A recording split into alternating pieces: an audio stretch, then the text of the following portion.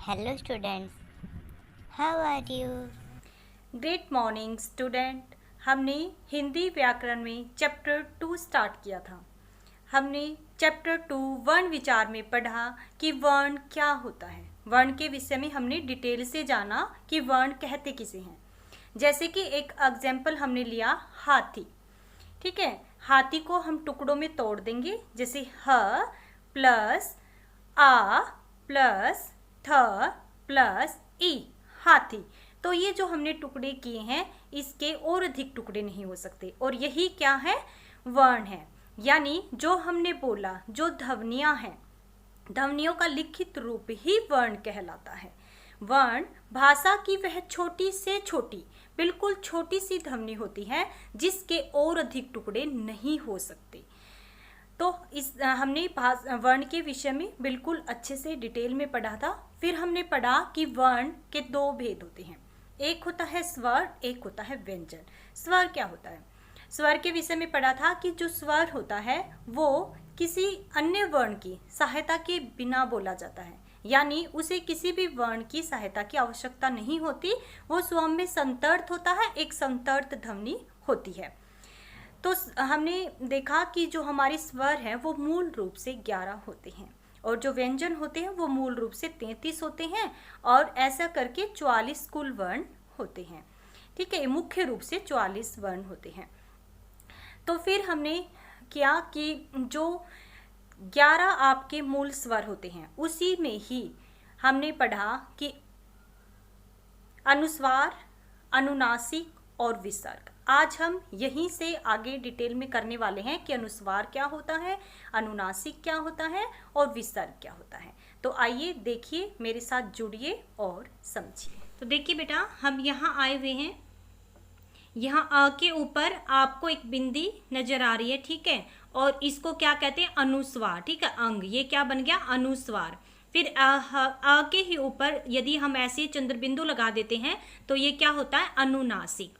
तथा अ के साथ यदि हम विसर्ग लगा दें, यहाँ पर ऐसे दो बिंदी आपको दिखाई दें, तो ये क्या होता है, विसर्ग होता है, जिसका उच्चारण ह की तरह।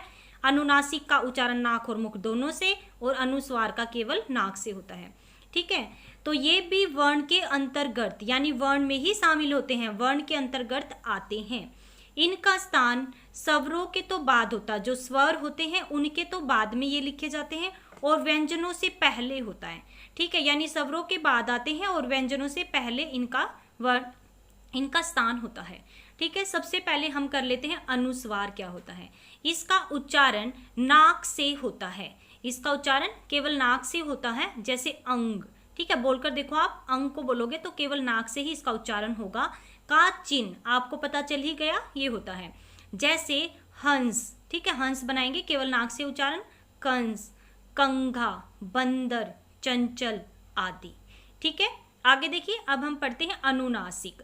इसका उच्चारण नाक और गले दोनों से ही होता है। अ का चिन्ह यहाँ पर देखिए आप, चंद्र बिंदु होता है, जैसे गांव हो गया, उसके ऊपर हम अनुनासिक लगा देते हैं, चांद, पांव, आंगन आदि। ये नाक और मुख दोनों से बोले गए हैं।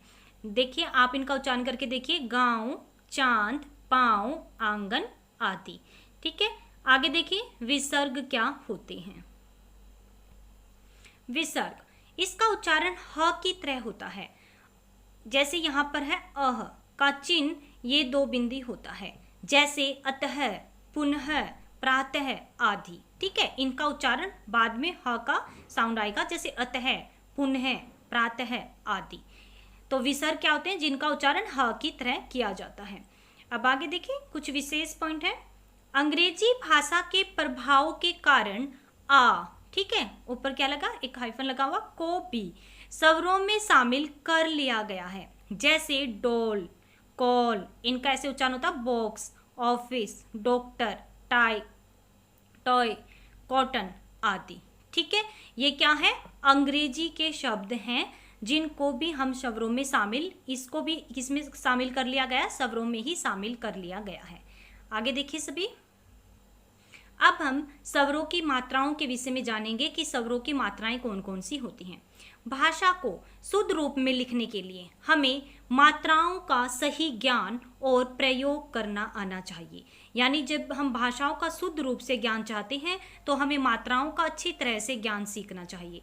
प्रत्येक स्वर की ही अपनी मात्रा होती है, यानी जो स्वर होते हैं 11, उनकी अपनी अपनी अलग से मात्राएं होती हैं।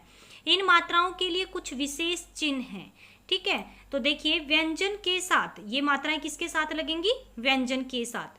व्यंजन के साथ लगने वाले स्वरों के विशेष चिन्हों को मात्रा कहते हैं, ठीक है। जो स्वर के विशेष चिन्ह होते हैं वो मात्रा कहलाते हैं जब वो व्यंजन के साथ लग जाती हैं। हमने पढ़ ही लिया, जो स्वर होते हैं वो मूल रूप में भी आते हैं और व्यंजन के साथ अपनी मात्राओं में लगते हैं। तो आज हम अब ये देखते हैं कि व्यंजन के साथ जब ये मात्राओं के रूप में लगते हैं तो मात्राएं कौन सी होती हैं, उनके कौन कौन से चिन्ह होते हैं। देखिए सभी, सबसे पहले अ, स्वर में सबसे पहले अ आता है, इसकी मात्रा का ज्ञान करते हैं। जैसे अ की कोई मात्रा नहीं है, ठीक है, लेकिन अ हर एक व्यंजन में सम्मिलित होता है। जब किसी व्यंजन के साथ उसका स्वर नहीं है तो इसका मतलब उसमें अ सम्मिलित है। जैसे म, ठीक है, म में अ हम अलग से निकाल लेते हैं, यहाँ हम हलंत लगा देंगे, ठीक है। क्यों लगाया हुआ है? क्योंकि ये इसका हमने स्वर निकाल लिया है। ये क्या बन गया अब? मैं, ठीक है। अब मैं से हमने बना दिया मन और मत, ठीक है। ये शब्द बन गए हैं मन और मत, यानी म और न और म और त दोनों में ही अ सम्मिलित है। अब आ की मात्राएं देखिए क्या होती है? आ, ठीक है। और आ जैसे कि छह व्यंजन है, 6 व्यंजन के साथ आ की मात्रा लगा दी तो क्या बन गया? छा। और शब्द क्या बन गया? छाता और छापा। फिर ई की मात्रा देखिए, ई, च के साथ हमने ई की मात्रा लगाई, ठीक है। ये तो आपको पता ही चल गया, हम ये जो मात्राएं लगती हैं स्वर की वो व्यंजन के साथ लगती हैं, और जब भी इन मात्राओं को हम अलग से निकाल देते हैं तो वो व्यंजन अपने शुद्ध रूप में आ जाता है और उस स्वर रहित हो जाता है। उसके लिए हम नीचे हलंत लगा देते हैं, ठीक है। तो ये हो गया ची, चिड़िया और चिट्ठी, ठीक है। फिर हम करते हैं ई, ठीक है। ई की ये मात्रा होती है ई, जैसे कि ख व्यंजन है, ख के साथ हमने ई की मात्रा लगाई तो क्या बन गया? खी। और ये इसका उच्चारण कैसे होगा? खीर और खीरा, ये शब्द इससे बन गए। अब है ऊ की मात्रा होती है ये, जैसे प और ऊ की मात्रा लगा पू बन गया, ठीक है। जैसे इससे शब्द बना पुराना और पुल। फिर ऊ, ठीक है। जो बड़े होते हैं ना स्वर, उनका उच्चारण थोड़ा लंबा होता है, जैसे ऊ, तो ज व्यंजन है, इसके साथ ऊ लगा दिया तो जू बन गया, ठीक है। तो क्या बन गया? जूता और जूट। आगे है री की मात्रा, जैसे कै व्यंजन के साथ लगा दी तो क्री बन गया, ठीक है। इसे कृपा और कृष हो गया, कृषक हो गया, ठीक है। ए की मात्रा देखो ये वाली होती है ए, श के साथ ए की मात्रा का उच्चारण से हो गया, सेवक और सेना, इससे शब्द बन गई। अब देखिए ए से क्या बना? प व्यंजन के साथ ए की मात्रा लगाई, क्या बन गया? पे, ठीक है। प बन गया तो क्या बन गया? पैर और पैसा। तो ये तो बन गया से, ये बन गया प यानी पैर और पैसा। आगे देखें, देखिए बेटा, अब देखिए ओ की मात्रा, ओ से म के साथ ओ की मात्रा लगी, मो बन गया, मोर और मोटर, ये शब्द बन गए। फिर ओ, ब के साथ ओ लगाया तो भो बन गया, भोना और बोछार हो गया, ठीक है। ये थी मात्राएं जब हम व्यंजन के साथ लगाते हैं। स्वर जब शब्दों के प्रारंभ में आते हैं, ठीक है, तब इनका प्रयोग मात्राओं के रूप में न करके इनके मूल रूप में ही किया जाता है। जैसे कि मैं बार बार आपको बोल रही हूँ कि जो स्वर होते हैं, जब भी कोई स्वर से कोई शब्द प्रारंभ होता है तो ये अपने मूल रूप में ही होते हैं, ज्यों के त्यों, जैसे ये होते हैं ना ऐसे, तो ऐसे ही आएंगे। मात्राओं के साथ कब आएंगे? जब ये व्यंजन के साथ इनका प्रयोग किया जाता है। आप देखते हैं मूल रूप में ये कैसे आते हैं, जब कोई शब्द प्रारंभ होता है उसके साथ मूल रूप में कैसे लगाए जाते हैं। देखिए, जैसे स्वर है ए, मूल रूप है अनानास, अमन। फिर आम, आटा। देखिए इनसे ना शब्द शुरू हो रहे हैं, ठीक है, तो ये अपने मूल रूप में है। ई, इडली, इमारत। ई, ईंक, ईद। उल्लू, उजाला। ऊपर, ऊन। ऋषि, ऋषभ। एड़ी, एक। एनक, ऐसा। ओखली, ओस। औरत, ओस दी, ठीक है। तो हमने जाना कि जो स्वर होते हैं व्यंजन के साथ तो मात्राओं के रूप में आएंगे, फिर हमने मात्राओं के विषय में पढ़ा, फिर स्वर अपने मूल रूप में कैसे होते हैं उसके विषय में पढ़ा। तो ये 2 पेजेस 2 टाइम रीड करोगे। धन्यवाद।